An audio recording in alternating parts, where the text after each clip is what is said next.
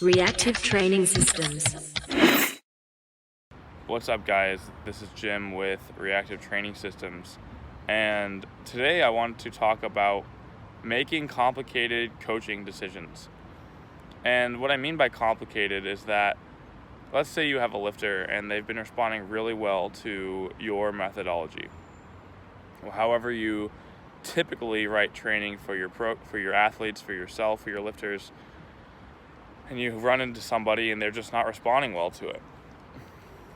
What do you do in that situation to allow them to start getting stronger again? I had a lifter who was responding excellently. There's nothing they could have done better, and they could not have responded better to programming. And this lasted for about 8 or 10 weeks.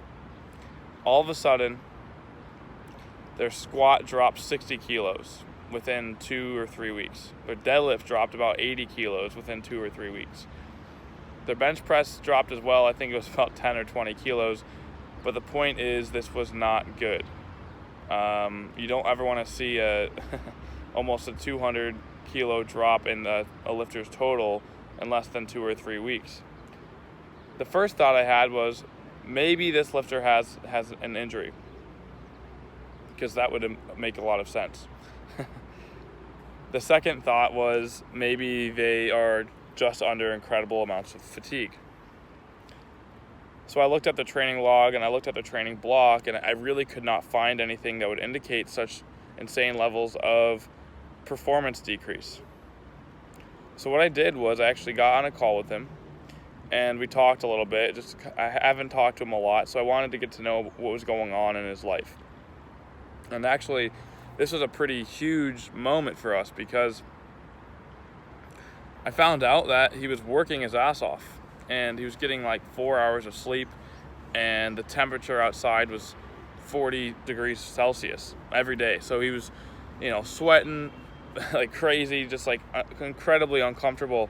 And that made it really difficult for him to get motivated to train. And the volumes we were using were a lot higher.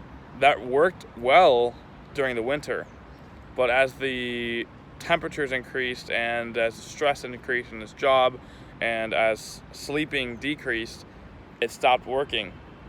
And most people would just say, okay, well, you got to get sleep, you got to stop working. But the key is not to try to force somebody into your methodology, and be comfortable with losing. Be comfortable with making decisions that might not be guaranteed.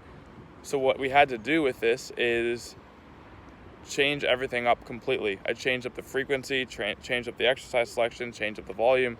I did basically everything we could to make things different, and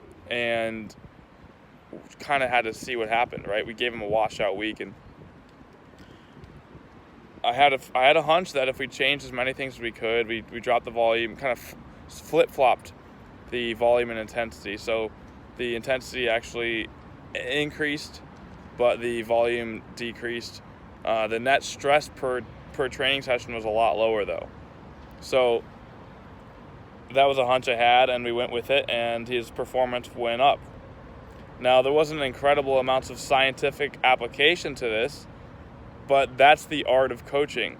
The art of coaching is all about making these decisions that you're not sure of with enough understanding of the tools that are in your tool shed. If you don't know how to use a wrench, if you don't know when to use a wrench, then you're never going to use it, and you're never going to know how to fix your car when it stops working.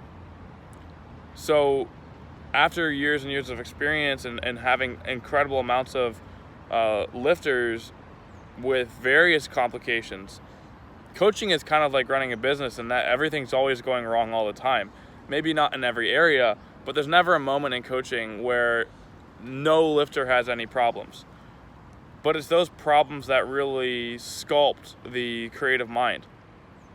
The actual problems that you run into, and trusting that even if you're not 100% sure of how to solve the problem, the actual creative problem-solving process requires, 1, experience, 2, having a bunch of tools that you can use, and being comfortable taking some of them out that you haven't used in a while and seeing what happens, and being comfortable with seeing what happens.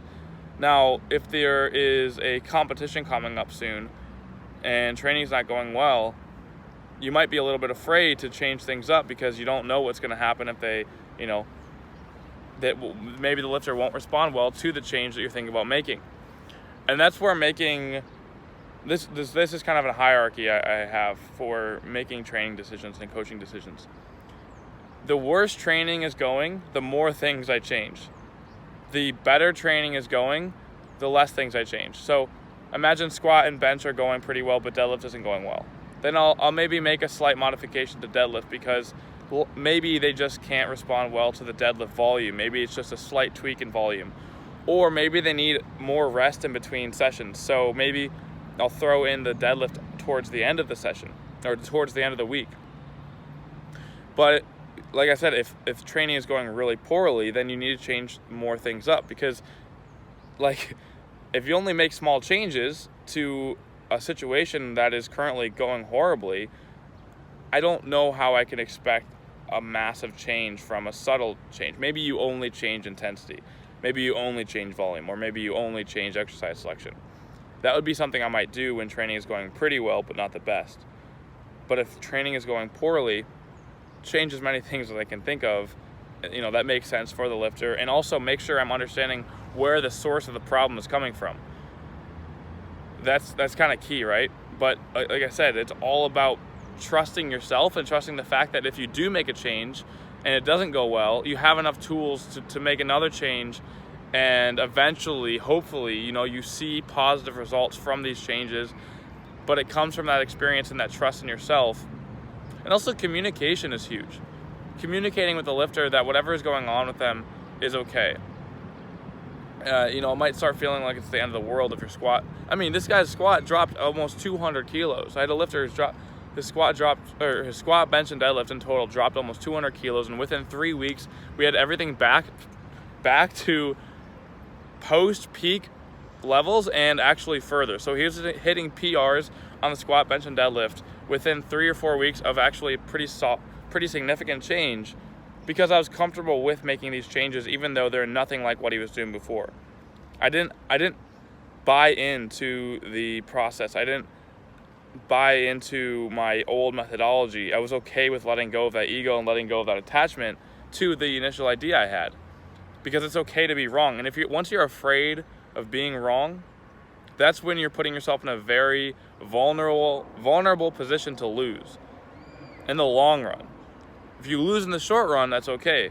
Losing in the long run, that's your reputation on the line. That's your entire self-confidence and self-worth potentially going down the drain, because if you attach yourself too much to an idea or a concept, what happens when that doesn't work for somebody? Do you make small changes? Do you make big changes? And are you comfortable with making these changes in the event that you might still be wrong? If you are genuinely interested in improving the lifter's performance, then being wrong a few times should not be too much of a problem, as long as you continue to work on solving the problem and being comfortable with the creative problem-solving process. I hope that was informative. I hope that was helpful. And if you find it helpful, press subscribe, hit the like button, and I'll talk to you guys next time. Reactive Training Systems.